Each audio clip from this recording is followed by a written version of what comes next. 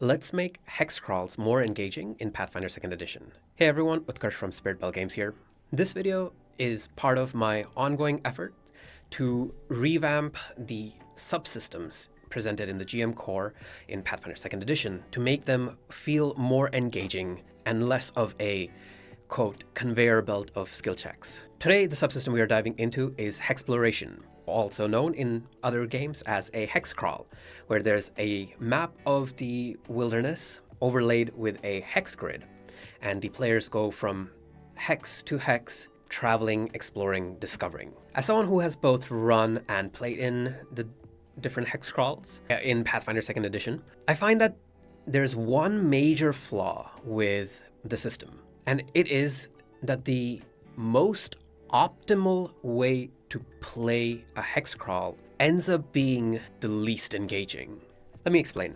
The Hexploration subsystem in Pathfinder 2nd Edition offers two group actions, travel and reconnoiter, and then it offers two specific solo actions, map the area and fortify camp. So travel is just going from one hex to the next, and the number of hex activities that are needed to travel depends on the terrain of the new hex. There's a whole chart on how many hex activities you gain depending on your speed, and this allows characters who are mounted to travel faster than characters who are unmounted. The hex activities part is, I think, a good middle layer to navigate between movement speed and how many hexploration activities can be done in a day. So we'll leave that part untouched. Instead, we'll focus on the exploration activities themselves. So we have one group activity which is travel and the other group activity which is reconnoiter, recon. And this lets the group figure out what's going on in this hex, and they can roll perception to discover any hidden locations. But what ends up happening in a lot of games is that players go from one hex to the next hex to the next hex until they reach their destination. Now, yes, there are some random encounters that may occur during this travel, but the travel part of it itself is not very engaging. And it's not engaging because there are very few incentives to stop and do recon, and then even less incentive to, after that recon, follow it by mapping the area. Fortifying the camp, well, that takes a whole hex activity, which for some groups is a full day.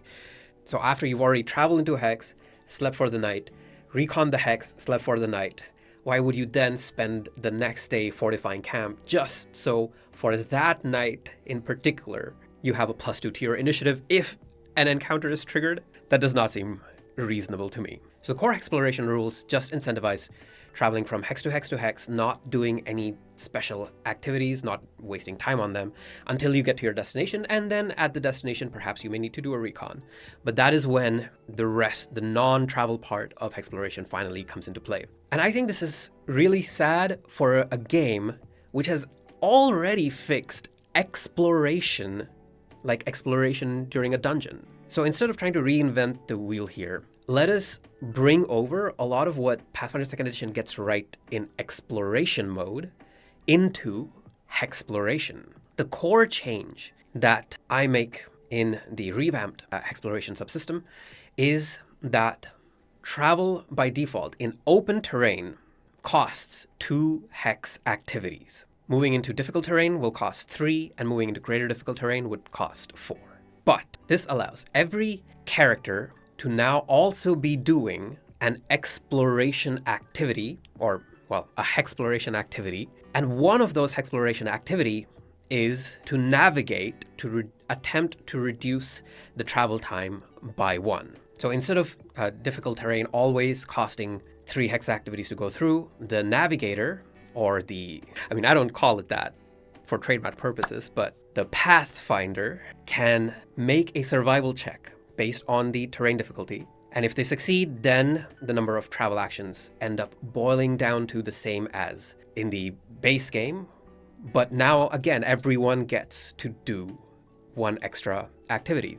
So you could be defending, but unlike with the exploration mode, in this case, you are fortifying your camp. You could be aiding, you could be foraging for food. You could be scouting out the terrain types of the hexes in front of the hex that you are traveling to. And this lets you make more intelligent decisions on which hex you want to travel to after that one. Now, I do still keep the rushed movement option, but instead of this being the optimal option, this is an option that builds penalties the more you do it continually. So if you do want to hustle or rush in the Hexploration version, you could go from hex to hex to hex using the same travel costs as the base game, but you start accruing travel stress. And that's the other additional bit that I have added to Hexploration, is the concept of travel stress. This part may be controversial, but I am excited to talk to you about travel stress. I'm excited to talk to the GMs listening to this video about travel stress.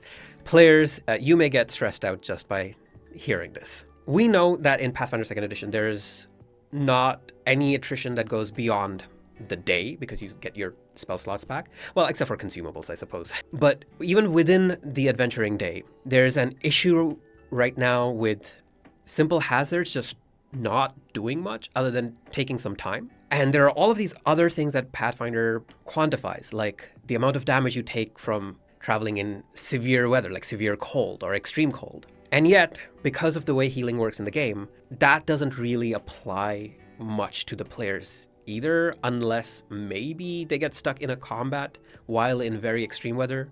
But the hour-by-hour damage does not seem to stick. And so that's where the concept of travel stress comes in. A character can take travel stress up to twice their level.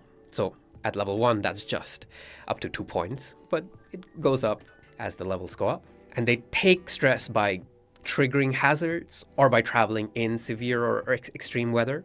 And once they have accrued a certain amount of travel stress, that does not just go away on its own when the day ends and when they rest for the night.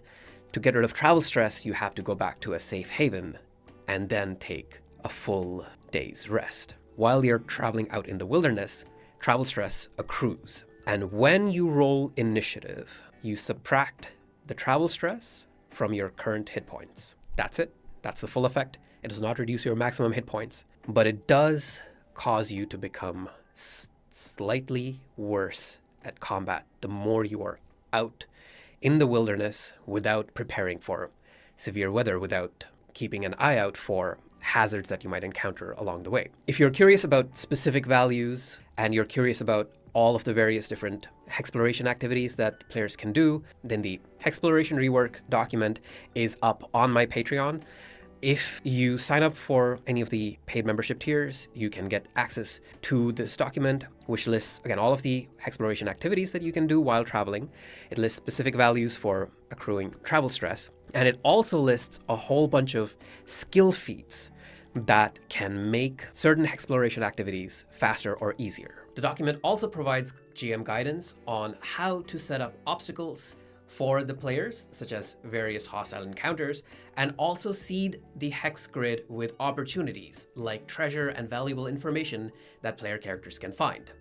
It also gives a short blurb on rumors, which can give the player characters some direction and let them engage in the decision-making part of Hexploration.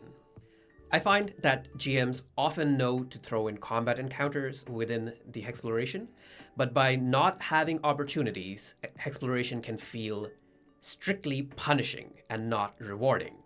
Whereas by not having rumors, Hexploration can feel directionless. In combination with obstacles, opportunities, and rumors, the whole thing comes together as a cohesive, engaging system.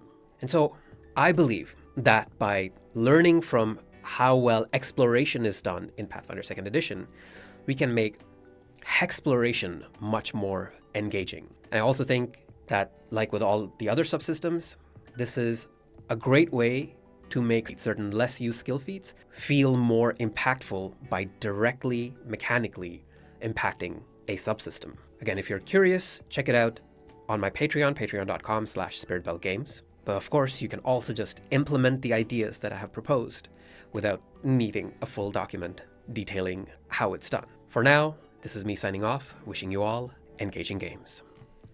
I want to take this opportunity to thank the Patreon supporters of this channel, both the free members and the paid members. The free members get access to extended editions of certain videos and paid members get early access to all videos, as well as a few member-exclusive videos like the recent discussion on whether Gymnast and Rascal Swashbucklers are a trap build. Additionally, all paid members get access to all PDFs, including the Conduit class, the Warden's Hunt, which are one-shot monster hunts for different levels, and now the reworks of the subsystems. Whether you just want to show support for this channel or if you want access to any of the PDFs, consider becoming a paid member at patreon.com/spiritbellgames.